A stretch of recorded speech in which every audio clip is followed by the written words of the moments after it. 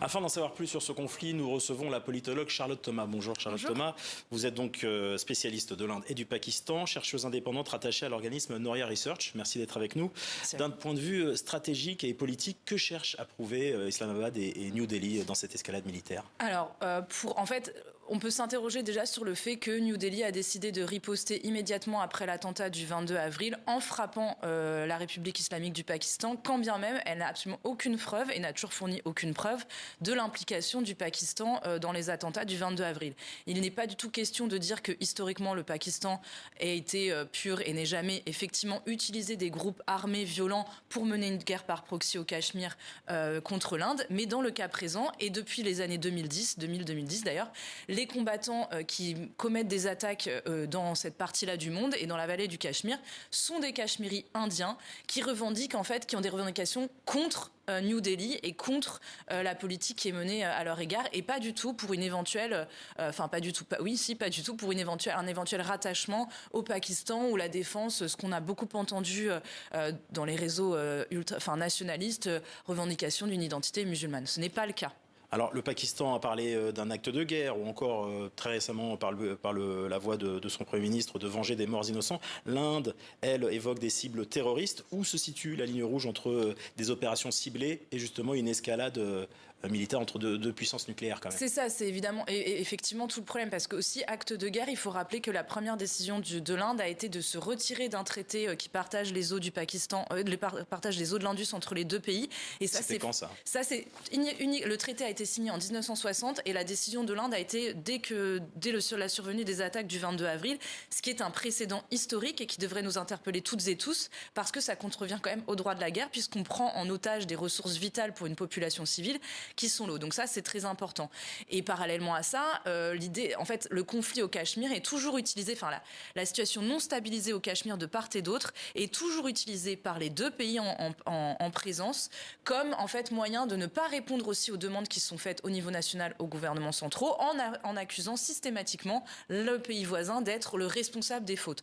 Or, les revendications, encore une fois, sont sur des droits politiques et économiques vis-à-vis de l'État. Et justement, on est en période électorale, si je dis pas de bêtises, à New Delhi. Est-ce qu'on peut y voir une manœuvre politique de la part du Premier ministre? Alors, c'est tout à fait l'entrée que je propose, effectivement. Alors, on est en période électorale sur des États, pas au niveau national. Mais il y a plusieurs États importants qui vont voter. Et en fait, Narendra Modi, jusqu'aux attentats du 22 avril, était en difficulté. Alors, il est en difficulté structurelle sur son bilan économique qui est très mauvais, très défavorable à son électorat. Mais il était également en difficulté sur le plan politique parce qu'il venait de prendre une décision qui allait à rebours, globalement, de sa base idéologique et il a été contraint à cette décision eu égard à son alliance électorale.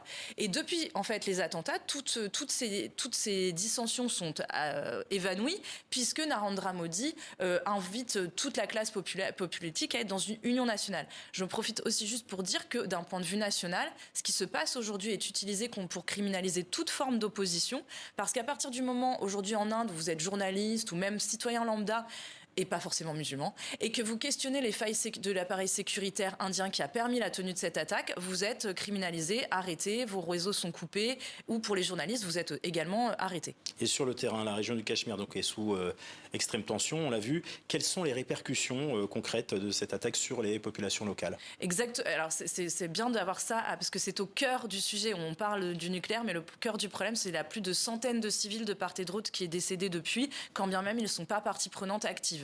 Le gouvernement parle beaucoup des frappes qui ont lieu au Jammu, qui est une partie du territoire concerné. Il parle beaucoup moins de ce qui se passe à Srinagar, par définition, parce qu'en fait, ils ont coupé Internet, coupé les réseaux. Et depuis la survenue des attaques du 22 avril, le gouvernement, là encore, en profite pour réprimer la population avec des punitions collectives. Par exemple, la destruction des maisons de gens qui sont censés être proches des terroristes, quand bien même c'est interdit par la Cour suprême, les punitions collectives, les coupures d'Internet, le confinement et la fermeture de la vallée aux journalistes indiens ou étrangers. Donc c'est ça qui se passe aujourd'hui. Il ne s'agit pas de dire que le Pakistan traite mieux ses minorités parce que lui aussi maltraite sa minorité cachemiri et sa minorité baloutche à l'autre bout du pays. Donc vraiment, il faut avoir ça aussi en tête. Mais de fait, là, ce qui se passe en Inde est très alarmant, a fortiori, parce que l'Inde se présente comme une démocratie. Elle est reconnue comme telle par les pays occidentaux quand même. C'est très questionnable depuis 2014, mais admettons. Et donc, si on admet qu'une démocratie contrevient autant au droit international, ce qui est un petit peu dans l'air du temps, ça nous questionne toutes et tous en termes de sécurité nationale. Et justement, au niveau international, est-ce que les appels lancés par le G7, la Chine, Washington qui demandent à être médiateurs vont être entendus, vous pensez? Alors, les appels sont plus entendus du côté pakistanais, très notamment les appels chinois vis-à-vis du Pakistan, parce que le Pakistan est très dépendant des capitaux chinois. Et en revanche, encore une fois, ce qui nous interpelle toutes et tous aujourd'hui, c'est que historiquement, l'Inde, puissance stabilisatrice démocratique de la région, n'écoute pas les demandes. Et Jai Shankar, le ministre des Affaires étrangères, a répondu très clairement. Il l'avait déjà dit en mars à Raisina Dialogue, il l'a redit là. Il n'est pas question pour eux d'écouter les injonctions des Occidentaux, qui eux-mêmes ne les mettent pas en œuvre, notamment en Ukraine ou au Proche-Orient. Donc ils ne voient pas pourquoi ils écouteraient des consignes que les principaux donneurs de leçons ne s'appliquent pas. Ce qui nous questionne encore une fois sur le droit international.